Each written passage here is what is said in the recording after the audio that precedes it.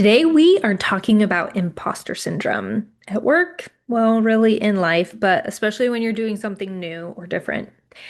Imposter syndrome can be defined as the fear that others will eventually uncover your weaknesses or question your competence. In other words, they're going to figure out that you don't really know anything.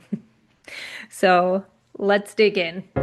Welcome to Communication Skills for Working Women. I'm Elizabeth. And I'm Rose May. Do you find yourself second guessing or avoiding conversations because you're worried about being misunderstood? You're not alone. On this show, we're sharing tangible tools for assertiveness, emotional resilience, and real-life communication wins and fails. Let's sharpen our communication together.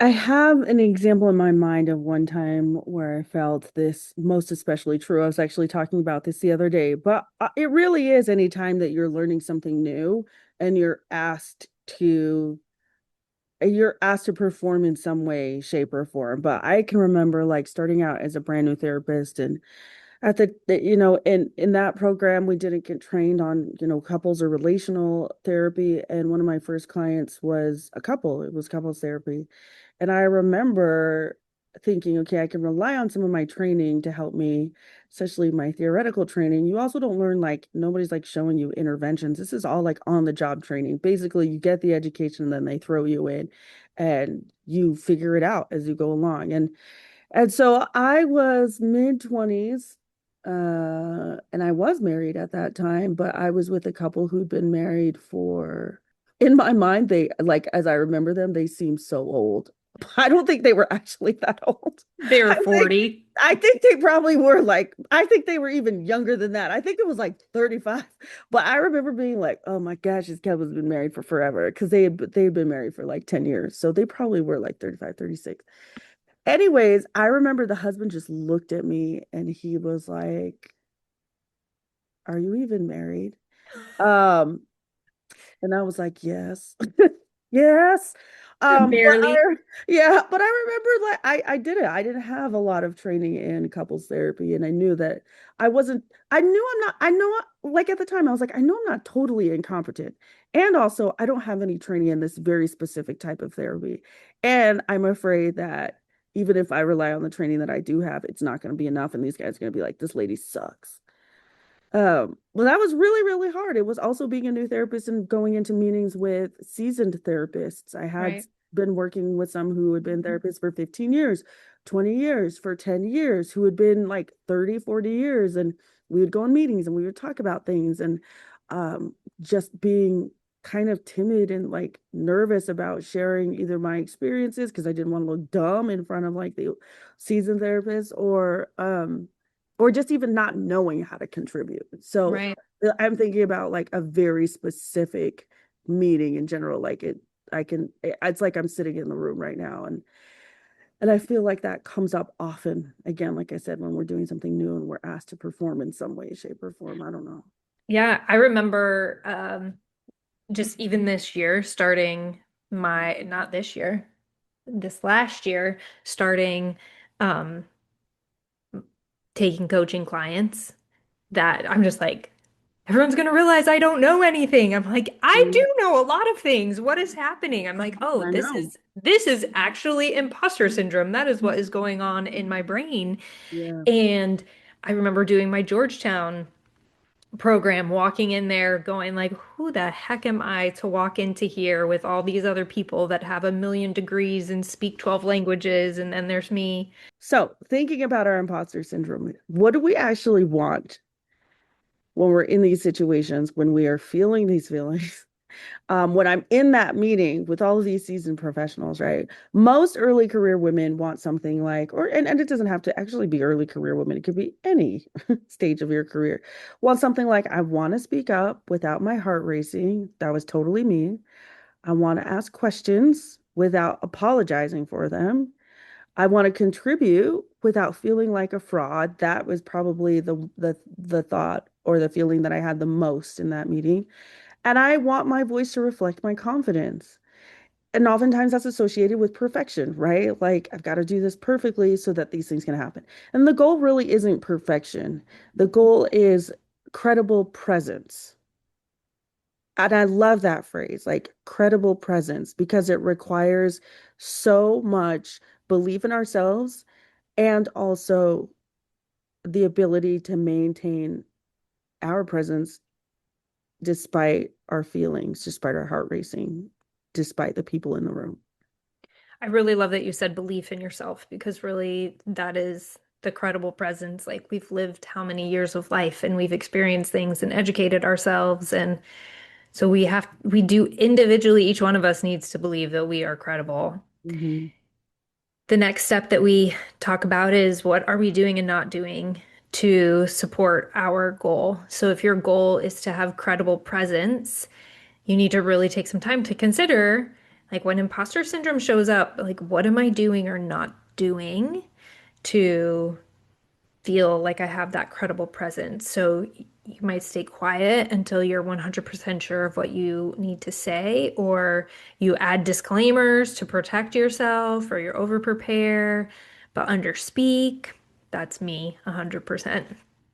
Um, Maybe not so much anymore underspeak, but definitely at first in a lot of situations. Let others take the lead when you have ideas. And this is another thing that I've done is ask questions privately instead of publicly. Mm. And again, these things aren't weaknesses. This is, again, just information, helping you understand what actions you're taking and you're not taking to either help you reach your communication goal or working against your communication goal. I will say that staying quiet until I'm 100% sure is probably my default mode. And then by the time I'm 100% sure, the moment has passed. So then I'm looking for another moment to be 100% sure. And then that moment's passed. And then I didn't say anything. And I'm like, well, that sucks. Um, Well, sorry, go and ahead. that too, I mean, this is kind of going off a little bit, but when you're the leader in the room, if you have people that aren't speaking, it's your responsibility to be inquisitive to to those individuals and be pulling everyone in the group. Sure. Yeah. So, what are you afraid might happen? Take a second to think about your worries. What are you worried about? Some common worries are I'll sound inexperienced. That is one of my biggest worries. I'll confirm I don't belong. People will judge me, or I'll lose credibility early. I'm just going to add to this thinking about that meeting that I was in. I'm worried that people will think that it was a mistake to hire me. Yeah. That I remember that very specifically. And these worries persist because they feel like they are protecting us, right? Protecting us from whatever it is that we may be afraid of in that moment. So our worries reveal our hidden commitments. So what are we really committed to underneath? So I'm committed to not being exposed as the weak link or just whatever. I'm committed to not being exposed. I'm committed to not looking incompetent. So I'm not going to say anything because I don't want it to come out in a way that isn't clear. I'm committed to avoiding early mistakes or mistakes at all. I'm committed to protecting my reputation. These commitments make sense. They really do, but they also keep us silent and working against our goal. And what's great about identifying your hidden commitments is you really reveal the things that you're assuming. Like, what must you be assuming? I must be assuming that competent people don't hesitate. Guess what? Competent people do hesitate, right? Or if I feel anxious, I'm not ready. When I talk about anxiety in therapy, we talk about anxiety as signifying it's a signal that you care about something, right? New employees should listen more than talk. And that might be a work culture thing. That could be a cultural aspect, right? Like an individual cultural aspect.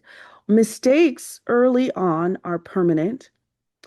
It's another common assumption I hear. Like everyone will remember this for the rest of their lives. Highly doubt that. And but these assumptions, they feel true, right? They feel true. And the best part about them is that they're testable. We can do small things to really discover whether or not they're true. This kind of underlying theme I keep seeing through all of this as we're talking about this, even considering like where I have felt Imposter syndrome is that imposter syndrome is all about me, and it's not Mhm. thinking about the group or what the group needs or the other individual. And so that's an internal switch to make, and our experiments are more external. Yeah. It is something really, though, to consider when you're considering your worries and your hidden commitments. Are you more committed to your comfort or to the greater good? We are going to give you three experiments that you can try out when imposter syndrome shows up. Ask strategic questions. Could try something like this. Can you help me understand how we're prioritizing this? Remove the apology in your communication. Instead of saying, sorry, this is a dumb question, try saying, I have a question about. I always say, I don't know that I say, sorry, this is a dumb question, but I always say, this might be a dumb question. Maybe I can change that. I have a question about. Yeah. It feels better to say, I have a question about. Yeah, it does. Yeah. But when you think like throw it back up through the communication framework and it's like, oh, well, it's all these other hidden commitments and different things. I Oops. hear a lot of women say this, like this may be dumb or I Oh, have a yeah. question that, and Why it do we assume we're dumb?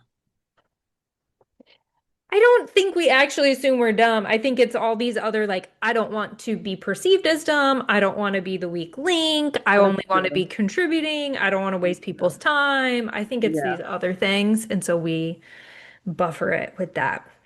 So another thing that we can do is speak in drafts. So you can say, I'm still thinking this through, but one idea might be, or in an email, just working this out. Here's my first draft. Would love to hear feedback. Because when you use the word draft, people know that there's going to be multiple drafts after that, especially if you say first draft. People know that there's going to be changes. So those are three uh, experiments you can take or can try. And after you do that, collect your data and reflect. So after you speak or email, whatever it is, what actually happened, right? Did the reaction match your fear? How did it feel to show up anyway to establish that credible presence? Did everybody, in fact, remember your comment for the rest of their lives? That's always right. Let the evidence, not the anxiety, shape your confidence and your presence. So this week, notice one moment imposter syndrome shows up, even if it's in the smallest, tiniest form. Identify your worry, your commitment, and your assumption, and then choose one small experiment that you can participate in. Speak once before you talk your, or speak, please speak before you talk yourself out of it. And remember that, like, confidence is built over time. It's not something we just discover. Most of us don't just discover. Anxiety doesn't mean you're wrong. You don't need certainty to contribute to a team, and you belong even while you're learning. And I think confidence is really built through action. Like you can sit and tell yourself you're great and all these things, but man, when you actually do something, it builds your confidence in a way that Yeah. someone telling you that you're great can't. Yeah, I now I take couples. I don't like doing couples therapy. It's not my favorite. I just don't enjoy the dynamic of it. But I really did I over the years I've taken couples so that I could learn how to better manage myself and to employ my skills. And I'm definitely confident that I can work with a couple. I don't like it. But right, but I've got to take that action, right? It Right. requires action over a sustained period of time. Another thing that I think about when people are like this imposter syndrome is it's inward. You're thinking, is everyone going to remember this for the rest of their lives? But you can even ask yourself, is this going to matter in 5 years? Hmm. And 99% of the time, the answer is no. And Yeah. that really frees you up to be able to take action and try different things. Imposter syndrome doesn't mean that you're unqualified. It may feel like it, but that's not what it means. It means that you care and that you are stretching yourself. So good for you. Pat yourself on the back that you have imposter syndrome. Good job. Yay. You're growing your brain and your capacity. Test your assumptions, say the thing, ask the question, show up imperfectly. That is how confidence and capacity grows, especially when you're new. If you found this helpful, share it with a friend and leave us a review. Until next time, speak clearly and listen bravely. When you feel confident in your communication, everything changes. We'd love to hear your wins, failures, and insights on Instagram at Communication Skills for Women. Leave a review and connect with us. Until next time, speak clearly and listen bravely.